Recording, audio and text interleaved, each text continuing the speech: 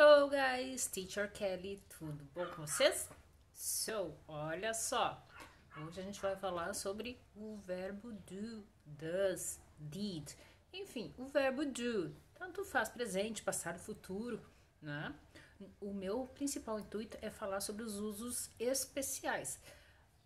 Mas, contudo, né, a gente tem que relembrar o uso normal, geral do verbo do. Quer dizer que tem alguma coisa sim que já conhecemos a respeito do verbo do. Primeira coisa, enquanto o verbo principal ele significa o verbo fazer. Mas bem sabemos que o verbo do também serve como o nosso verbo auxiliar, utilizados tanto na forma negativa quanto interrogativa. Então vamos lá. No presente, na forma negativa, por exemplo, eu digo I don't, she doesn't. Presente, I don't, she doesn't. Lembrando que he, she ou it é does, correto? No presente. No passado eu uso simplesmente did. I didn't, she didn't. E daí não tem diferença para a terceira pessoa do singular ou os demais sujeitos, certo? No futuro, I will do, she will do. Também não tem diferença. Então, a única diferença mesmo do do e do does é no presente simples, porque para he, she or it, que é a terceira pessoa do singular, tu tem que usar does. O resto é só colocar a indicação, né? Por exemplo, passado did e no futuro will do. Ok? Very nice. Na forma interrogativa, nós vamos ter o verbo do no início da frase, né? Das não é no início, mas é na frente do sujeito, uma vez que a pergunta pode ter question word, né? E tá tudo certo. Tá? Então, o do, does, did vão aparecer na frente do seu sujeito, tá? Então, quando eu vou fazer a pergunta com he, she or it, does she work, por exemplo? Does he work? Mas se o sujeito não é nem he, nem she, nem it, do you work? Do you work? Muito bem. No passado, did you work? Did she work? Ótimo. No futuro, daí tu vai ter o will como verbo auxiliar. Enfim, não vou nem comentar, porque o do vai aparecer como verbo principal, não como auxiliar, certo? Mas o intuito todo deste vídeo é apresentar para vocês o verbo do como forma para enfatizar algo que eu estou dizendo. E daí, olha só, a gente aprende sempre que o verbo do e does e o did vão ser apresentados na forma negativa e interrogativa. Mas existe essa possibilidade de que ele seja utilizado como verbo auxiliar especial na forma do presente. Como é que fica isso, teacher? Mesma coisa que a gente já fazia com as demais conjugações. Lembra que he, she or it tem que usar does, os outros sujeitos no presente é do e no passado é did. No problem. Para que serve esse enfatizar? É para dizer, olha, com certeza é isso, realmente é isso. Tu enfatiza aquela situação. Então, assim, ó, posso dizer, she does love me. She does love me. Ela realmente me ama. Ela me ama mesmo. She does love me. Ok? Como é she does, tá? You do work. You do work. You do work. Você realmente trabalha, você trabalha mesmo, tá? Lembra que a gente muitas vezes faz essa entonação na voz. Ele trabalha mesmo. Então, he does work. You do work. No presente. No passado eu vou com did, né? You did work. You did work. You did work. Você trabalhou.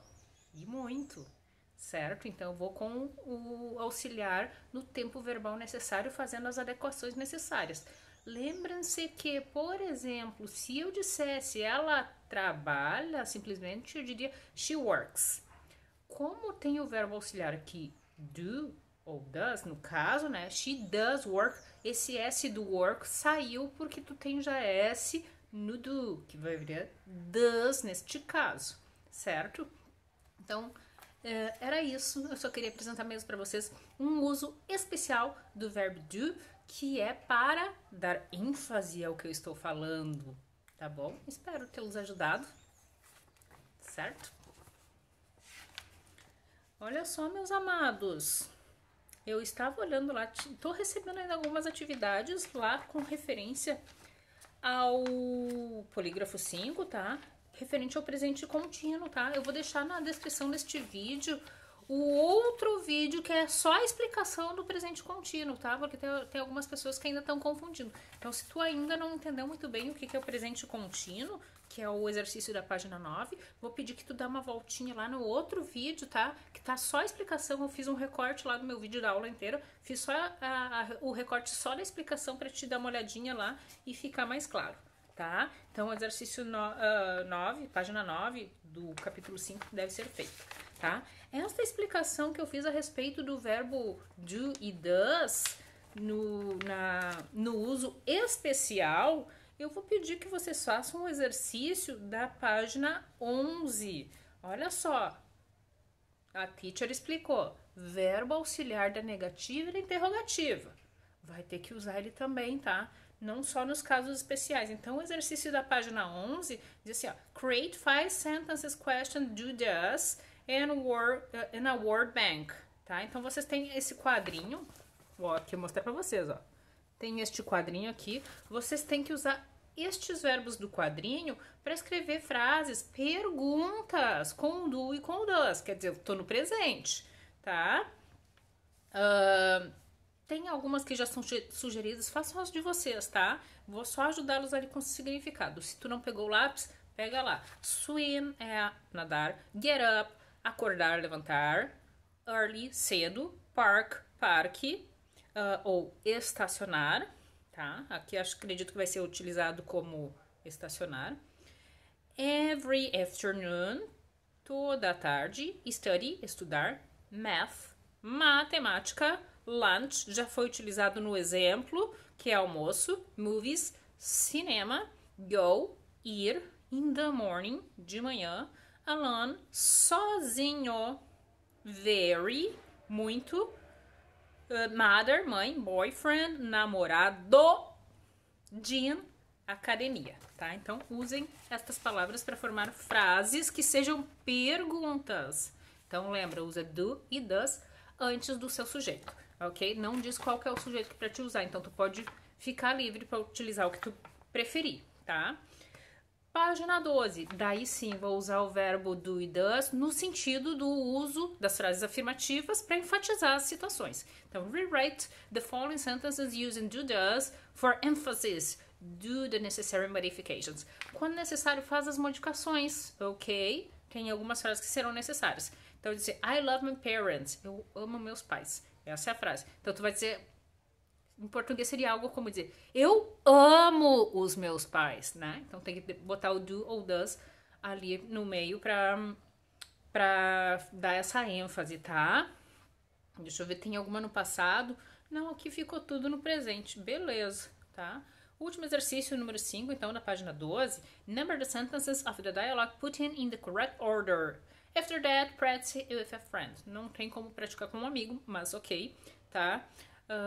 Colocar o diálogo que aparece na ordem correta. Vou dar uma ajudinha pra vocês, tá? A primeira frase, que é sempre o que incomoda a pessoa, tá? A primeira frase é a última, tá? A número 1 é a última, ok? E a frase que finaliza o texto é a frase thank you, tá? Então eu dei pra vocês a primeira é Deborah, hi, how are you? Tá? E a última frase é thank you, ok? That's it for today. See you soon. Bye bye.